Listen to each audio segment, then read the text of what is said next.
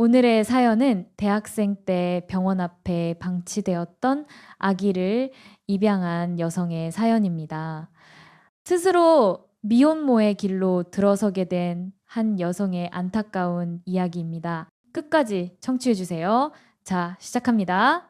당신은 아이를 사랑한 게 아닙니다. 그건 그저 소유욕이었어요. 이 말을 들었을 때 저는 마치 유리창이 산산조각 나는 소리를 들은 것 같았습니다.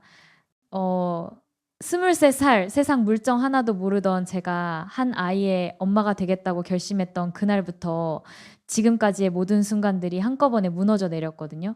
하지만 지금 와서 생각해보니 그 말이 틀렸다고 할 수만은 없을 것 같습니다.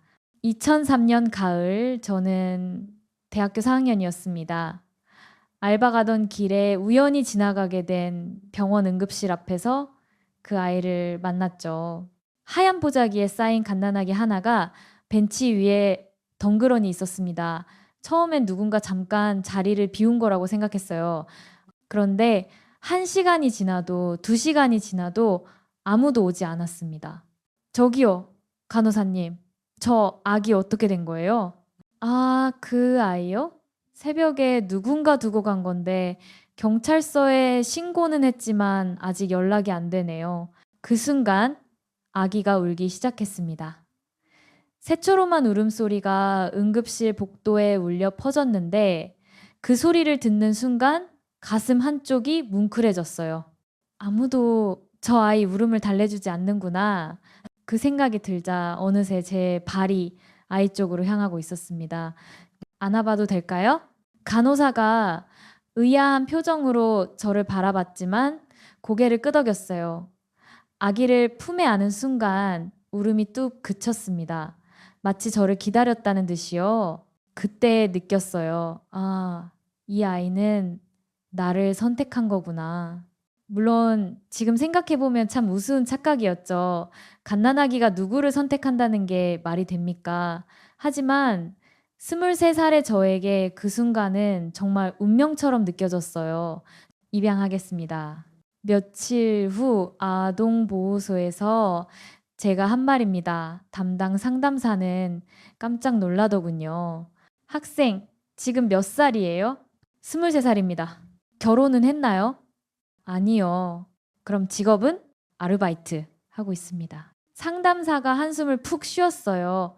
학생, 입양이 장난이 아니에요. 한 생명을 책임져야 하는 거라고요. 게다가 미혼의 불안정한 직업이라면 그럼 그 아이는 어떻게 되는 건가요?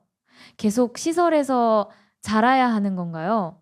그건 그렇지만 저 정말 키울 수 있어요. 어떻게든 해볼게요. 돌이켜보면 정말 무모한 결심이었습니다.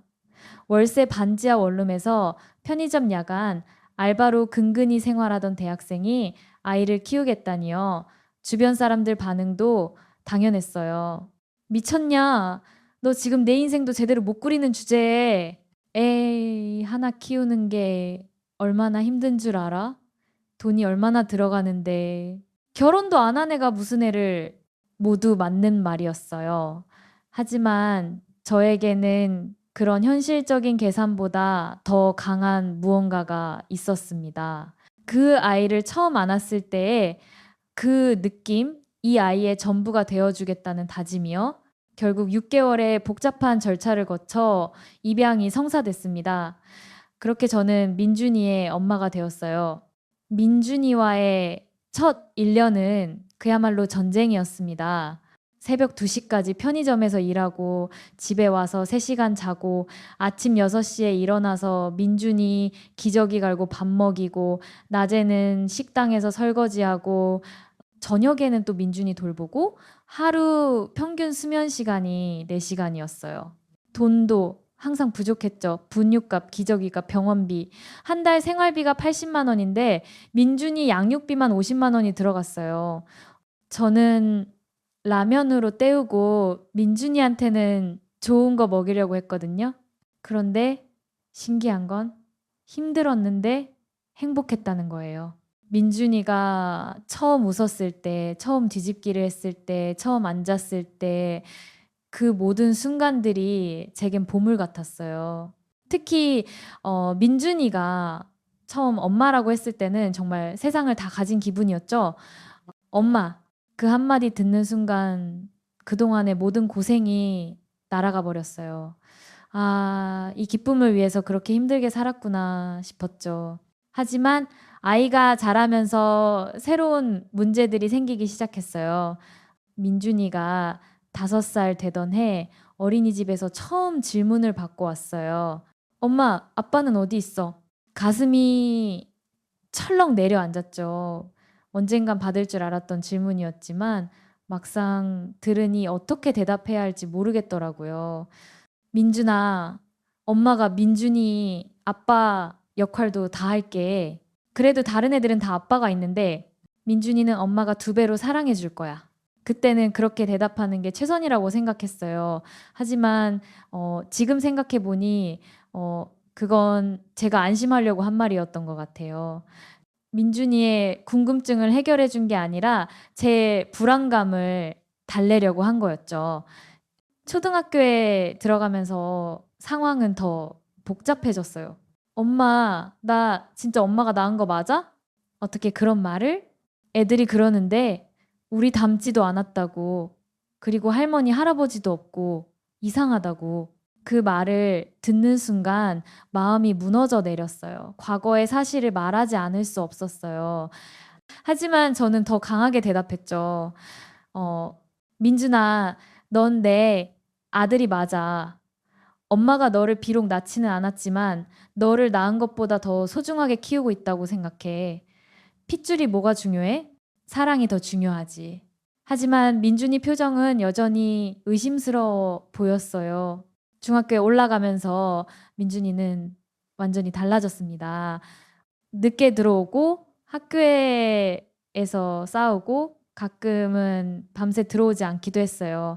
저는 점점 더 불안해졌죠. 민준아, 어디 갔다 온 거야? 친구들이랑 놀았다고? 어떤 친구들? 어디서? 왜 자꾸 물어봐? 답답해 죽겠네. 그럴 때마다 저는 더 강하게 나갔어요. 내가 널 위해서 얼마나 희생했는데 내가 너 때문에 얼마나 고생했는지 알아? 누가 해달라고 했어? 뭐라고? 누가 날 키워달라고 했냐고. 내가 부탁한 적 없는데. 그 말이 가슴에 비수처럼 꽂혔어요. 하지만 저는 물러설 수 없었죠. 민준아, 세상에 나만큼 널 사랑하는 사람 없어. 나에겐 네가 전부야. 그 말을 할 때마다 민준이 얼굴이 더 어두워지는 걸 봤어요. 하지만 저는 그게 왜인지 이해할 수 없었어요. 사랑한다고 하는데 왜 기뻐하지 않는 걸까? 그런 생각만 했죠. 지금 생각해보니 제가 한 말들이 사랑이 아니라 무게였다는 걸 알겠어요. 내가 널 위해 희생했다. 너는 나에게 전부다. 이런 말들이 얼마나 아이에게 부담이 됐을까요?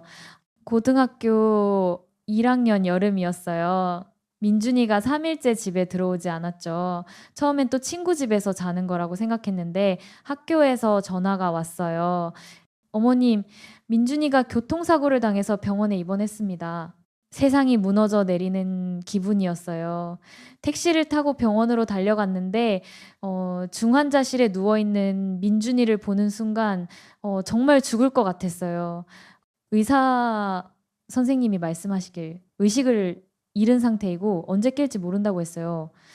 그 이틀 동안 저는 민준이 침대 옆에서 한 발짝도 떠나지 않았어요. 계속 기도했죠. 제발, 제발 눈만 떠줘. 다신 간섭하지 않을게. 네가 하고 싶은 대로 다 하게 해줄게. 그러니까 제발. 그리고 이틀 후 민준이가 눈을 떴어요. 엄마, 민준아, 괜찮아? 어디 아파? 하지만 민준이는 예전 같지 않았어요. 뭔가 다른 사람이 된 것 같았죠. 엄마, 나 진짜 엄마를 만나보고 싶어. 그 말을 듣는 순간 심장이 멎는 것 같았어요. 민준아, 나는 뭐야? 나는 네 엄마가 아니야? 엄마도 엄마지만 날 낳은 엄마가 궁금해. 왜 날 버렸는지, 지금은 어떻게 살고 있는지, 그 사람이 널 버렸는데도 그래도 궁금해. 그리고 그 사람이 날 버린 이유보다 엄마가 날 붙잡은 이유가 더 힘든 것 같아. 그 말이 정말 아팠어요. 하지만 부정할 수가 없었어요. 정말로 제가 민준이를 붙잡고 있었던 건 아닐까 그런 생각이 들었거든요. 몇 주 후 민준이가 스스로 유전자 검사를 받았어요. 그리고 결과가 나온 어느 날 한 여자가 병원으로 찾아왔습니다. 저보다 10살은 많아 보이는 단정하고 세련된 여성이었어요. 한눈에 봐도 안정된 삶을 살고 있는 것 같았죠. 안녕하세요. 저는 민준이의 친모입니다. 그 여자는 민준이를 한참 바라보더니 눈물을 흘렸어요. 정말 잘 키워주셨네요. 이렇게 훌륭하게 자라다니. 그리고 저를 향해 고개를 숙였어요. 정말 고맙습니다. 제가 할 수 없었던 일을 저 같으면 그렇게 못했을 거예요. 그 말이 칼처럼 가슴에 꽂혔어요. 고마워한다고 하는데 왜 이렇게 아픈 걸까요? 그런데 혹시 이름을 바꿔도 될까요? 원래 제가 지은 이름이 있거든요. 도윤이라고 민준이가 대답했어요. 도윤. 좋은 이름이네요. 앞으로 그렇게 불러주세요. 그 순간 저는 알았어요. 제가 민준이 엄마가 아니라는 걸. 그저 17년 동안 민준이를 돌봐준 사람일 뿐이라는 걸. 그렇게 민준이. 아니, 도윤이는 친모와 함께 새로운 삶을 시작했어요. 법적인 절차를 거쳐 친권도 이전됐죠. 처음 몇 달은 정말 힘들었어요. 17년 동안 제 삶에 전부였던 아이가 사라지니까 저는 뭘 해야 할지도 모르겠더라고요. 그런데 신기한 건 시간이 지나면서 조금씩 홀가분해지는 제 자신을 발견하게 된 거예요.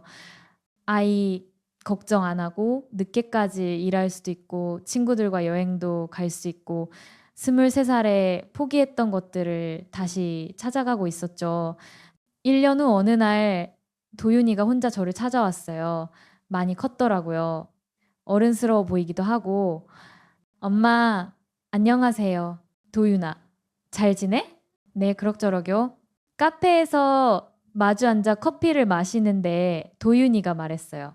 엄마 그 집도 완벽하진 않아요. 피는 섞였지만 마음은 아직 어색하고 그래도 적응하려고 노력하고 있어요. 그렇구나. 그런데 엄마 저 하나 묻고 싶은 게 있어요. 뭔데? 혹시 그때 병원에서 저를 처음 봤을 때 정말 그냥 우연이었던 건가요? 아니면 저를 구하고 싶어서 일부러 데려간 건가요? 깜짝 놀랐어요. 어떻게 그런 걸 눈치챘을까요? 사실 그날 저는 정말 우연히 그 병원을 지나가게 된 게 아니었어요. 그 병원은 응급실 앞에 버려진 아기가 있다는 소문을 들었거든요. 처음엔 그냥 소문으로만 들었는데 자꾸 마음에 걸렸어요. 정말 아무도 그 아이를 데려가지 않을까? 그래서 일부러 그 길로 돌아가서 확인해 본 거였어요. 정말로 혼자 있는 아기를 보는 순간, 아, 이 아이는 내가 구해야겠구나. 그런 생각이 들었어요. 어쩌면 처음부터 제가 그 아이를 데려갈 생각이었던 건지도 모르겠어요. 도윤아, 괜찮아요. 대답 안 하셔도 돼요. 그냥 궁금했을 뿐이에요. 그리고 도윤이가 말했어요. 엄마, 그거 알아요? 사람은 사랑할수록 집착하게 된대요. 근데 그게 진짜 사랑인지 소유욕인지는 떠난 다음에야 알 수 있다고 하더라고요. 그 말이 제 가슴에 깊이 상처를 줬어요. 저도 이제야 알겠어요. 엄마가 저를 얼마나 사랑했는지. 그런데 동시에 그게 때로는 무거웠다는 것도 미안해. 아니에요. 엄마 잘못이 아니에요. 그냥 사람이 누군가를 너무 사랑하면 그렇게 되는 것 같아요. 도윤이가 웃으며 말했어요. 저는 아직도 엄마가 좋아요. 다만 이제 제 인생은 제가 선택하고 싶어요. 카페를 나서며 도윤이가 마지막으로 한 말이 아직도 제 가슴에 남아 있어요. 엄마, 이제 저를 위해서 저를 놓아주세요. 그 말을 듣고 나서야 비로소 깨달았어요. 진짜 사랑이 뭔지. 17년 동안 저는 민준이를 사랑한다고 생각했어요. 하지만 그건 사랑이 아니라 소유욕이었을지도 모르겠어요. 제가 외롭지 않기 위해서, 제가 필요한 사람이 되기 위해서 아이를 붙잡고 있었던 건 아닐까요? 진짜 사랑은 놓아주는 거더라고요. 상대방이 자신의 길을 갈 수 있도록 지켜봐 주는 것. 비록 곁에 없더라도 행복하기를 바라는 마음. 지금 도윤이는 자신이 선택한 길을 걷고 있어요. 가끔 안부 문자를 보내오는데 예전보다 훨씬 밝은 목소리예요. 그리고 저도 이제야 제 인생을 찾아가고 있어요. 17년 만에 다시 찾은 제 자신과 마주하고 있죠. 사랑이라는 이름으로 누군가를 올감했던 지난 날들을 반성하면서 이제는 정말로 사랑하는 법을 배워가고 있습니다. 때로는 놓아주는 것이 진짜 사랑일 수 있다는 걸 이제야 알게 되었어요. 엄마라는 이름의 무게를 짊어지고 살아온 모든 분들에게 이 이야기를 바칩니다. 사랑한다는 것에 진짜 의미를 찾아가는 모든 이들에게. 오늘의 사연은 여기까지입니다. 많은 것을 생각하게 되는 사연이네요. 들어주셔서 감사드리고 좋은 하루 되시길 바랄게요. 안녕.